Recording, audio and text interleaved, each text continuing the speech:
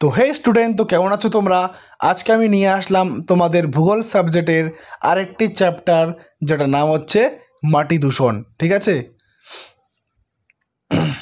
তো এই বইটি ক্লাস 7-এর, তোমরা সবাই জানো। তো আজকে আমরা পড়ব কি মাটি দূষণ। মাটি দূষণ কি, মাটি দূষণ কীভাবে হয় সেটা আমরা বুঝতে পারবো আজকের এই চ্যাপ্টারে। ঠিক আছে, তো গ্রীষ্মের লম্বা ছুটির পর রুকু যখন আবার স্কুলে যাওয়া শুরু করলো, সে লক্ষ্য করলো যে তাদের স্কুলে পাশের ছোট খোলা মাঠটাকে যেন বড় বড় পাঁচিল দিয়ে ঘিরে ফেলেছে। মাঠের মধ্যে অনেক সিমেন্ট, বালি, পাথর এনে জমা করেছে।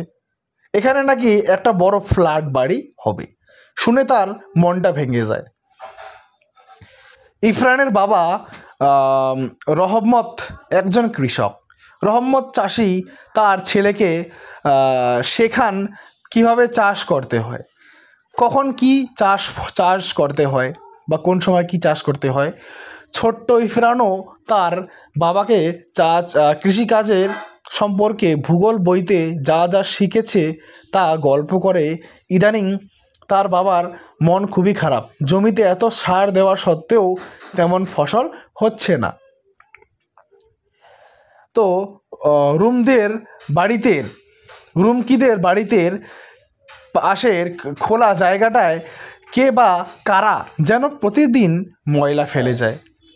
সেই ময়লা পরিষ্কার করার দিকে কারোর কোনো ভূতিক্ষেপ নেই। ময়লাটা টিভি থেকে বেরিয়ে আসা দুর্গন্ধ আশেপাশে পরিবেশটাকে দূষিত করে তুলছে। এই অঞ্চলের মানুষের মধ্যে নানান ধরনের অসুখ বিসুখ দেখা দিচ্ছে। তো রাস্তাঘাটে যে নোংরাগুলো পড়ে থাকে, সেগুলো থেকেই নানান ধরনের অসুখ বিসুখ কী হয়, সৃষ্টি হয়। তাই সমাজকে সবসময় পরিষ্কার পরিচ্ছন্ন রাখাটাই ভালো, এতে আমাদেরই মঙ্গল। গঙ্গা নদীর দুই তীরের পলি মাটিতে প্রচুর ধান, পাট, শাক সবজি চাষ হয়, কিন্তু পুরুলিয়ার রুক্ষ মাটিতে তেমন ভালো চাষ হয় না। কেন বলো তো? কারণটা মাটির উর্বরতা বা গুণমান। কারখানার দূষিত বর্জ্যপাত, আবর্জনা, প্লাস্টিক, রাসায়নিক সার, কীটনাশক, তেজস্ক্রিয় রাসায়নিক পদার্থের কারণে উর্বরতা বা গুণমান হারানো মাটি দূষিত হয়। ঠিক আছে, মাটিই জীবনের ধারণ। মাটি প্রকৃতির সবচেয়ে বড় দান। মাটি কি প্রকৃতির সবচেয়ে বড় দান। পৃথিবীর 3 ভাগের মধ্যে 1 ভাগে স্থল। ঠিক আছে, পৃথিবীর 3 ভাগ জল, 1 ভাগ স্থল। আর এই স্থলভাগের উপরে স্তরে রয়েছে মাটি। হাজার হাজার বছর ধরে বিভিন্ন প্রাকৃতিক শক্তি দ্বারা শিলা ক্ষয় হয়ে এই মাটি তৈরি হয়েছে। মাটি পৃথিবীর জীবন ধারক। মানুষসহ সমস্ত উদ্ভিদ প্রাণীর বাসস্থান, খাদ্য সংস্থা এবং জীবন ধারণের সবই মাটির ওপর নির্ভর করে থাকে। তোমাদের বাগান বা বাড়ির টবে যে ফুল গাছ আছে, সেটাও প্রত্যেক দিন খুবই সুন্দর সুন্দর ফুল ফোটে। আচ্ছা, এই টবকে যদি দূষিত করে জাতীয় কিছু পড়ে, তবে কি হবে বলো তো? ঠিক ধরছো, গাছটা কি মরে যাবে। কেন? কারণ গাছের গোড়ায় যে মাটিটা থেকে গাছ পুষ্টি পায়, সেই মাটিটাই যে দূষিত হয়ে গেছে। এবার হচ্ছে মাটি কীভাবে দূষিত হয় বা এতে প্রকৃতির কীভাবে ক্ষতি হয় সেটা দেখে নেই। আর আমরা দেখে নেব মাটি দূষণের কারণ।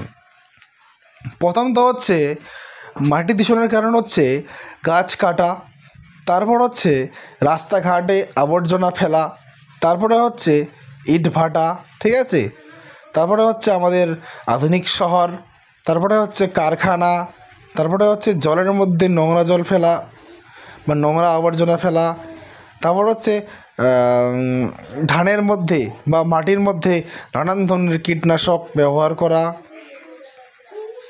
রাস্তাঘাটে বা কোনো জায়গায় আবর্জনা ফেলা, গরু বাছুর চড়া,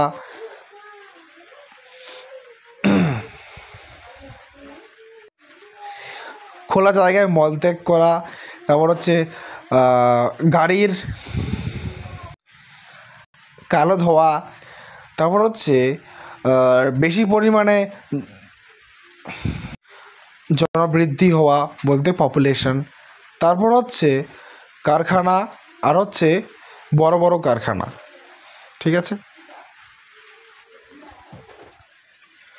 পৃথিবীর মোট স্থলভাগের মাত্র 10% পৃথিবীর মোট জনসংখ্যার 90% মানুষ বাস করছে। ঠিক আছে, কি বলছে এখন ভালো করে শোনো। পৃথিবীর মোট স্থলভাগের মাত্র 10%, পৃথিবীর মোট জনসংখ্যা 90% মানুষ বাস করছে। প্রবল জনসংখ্যার বৃদ্ধির চাপে মাটির অতিরিক্ত এবং অনিয়ন্ত্রণ ব্যবহার মাটির ক্ষয় এবং দূষণের প্রধান কারণ হয়ে উঠছে। যেমন নগরায়ন, মাটি দূষণ পদ্ধতি ও প্রভাব, জনসংখ্যা বৃদ্ধি, বাসস্থানের চাহিদা বৃদ্ধি, বৃক্ষচ্ছেদন, মাটি ক্ষয়, মাটি দূষণ। তারপর হচ্ছে কৃষিকাজের মধ্যে জনসংখ্যা বৃদ্ধি কারণে খাদ্যের প্রয়োজন বৃদ্ধি, তারপর বেশি উপাদানের জন্য রাসায়নিক সার, কীটনাশকের অতিরিক্ত ব্যবহার, ফলের খাদ্য নষ্ট হয়ে যায়, ফলের কীটনাশক অংশ থেকে গেলে তা থেকে ক্যান্সার হতে পারে, মাটিতে থাকা ছোট প্রাণী পোকামাকড় মারা যায়, জৈব পদার্থের অভাব, মাটির গুণমান নষ্ট হয়, একই সঙ্গে বা একই শস্যের বহুবার চাষ, আর মাটির উর্বর কমে যায়। জনসংখ্যার বৃদ্ধির কারণে শিল্পজাত দ্রব্যের চাহিদা বৃদ্ধি পায়। এবার হচ্ছে আমরা পড়ব পিকলুর ডায়েরি। ঠিক আছে, পিকলুর ডায়েরি 1984 সালে মধ্যরাতে ভারতের ভোপালে ইউনিয়ন কার্বাইড এর কারখানা থেকে অতি বিষাক্ত গ্যাস বাতাসে মিশে, এর ফলে প্রচুর মানুষ মারা যায় এবং বহু মানুষ পঙ্গু হয়ে যায়। 1986 সালে ইউক্রেনের চেরনোবিল পরমাণু কেন্দ্রে এবং 2011 সালে জাপানের ফুকুশিমা ডাইচিতে দুর্ঘটনার ফলে আশেপাশে অঞ্চলগুলি মাটি, জল, বাতাসের ভয়াবহ তেজবিষাক্ত ক্রিয় দূষণ ছড়ায় এবং প্রচুর মানুষের ক্ষতিগ্রস্ত হয় এবং কি মানুষ মারা যায়। ঠিক আছে, তো মাটি হচ্ছে আমাদের সবচেয়ে বড় প্রকৃতি থেকে দান। ঠিক আছে, তাই মাটিকে দূষণ করা বন্ধ করো, জলকে দূষণ করা বন্ধ করো, কারণ মাটিতে আমরা বসবাস করি, মাটি সব কিছু। তো স্টুডেন্ট, আমরা এই চ্যাপ্টার থেকে অনেক কিছু শিখতে পেলাম। ঠিক আছে, তোমরা চাইলে এগুলি সব স্ক্রিনশট করে নিতে পারো, তারপর তোমরা পড়তে পারো। ঠিক আছে, তো দেখা হচ্ছে এরকম আরও ইন্টারেস্টিং ভিডিও নিয়ে। সবাই ভালো থেকো, সুস্থ থেকো, বাই বাই।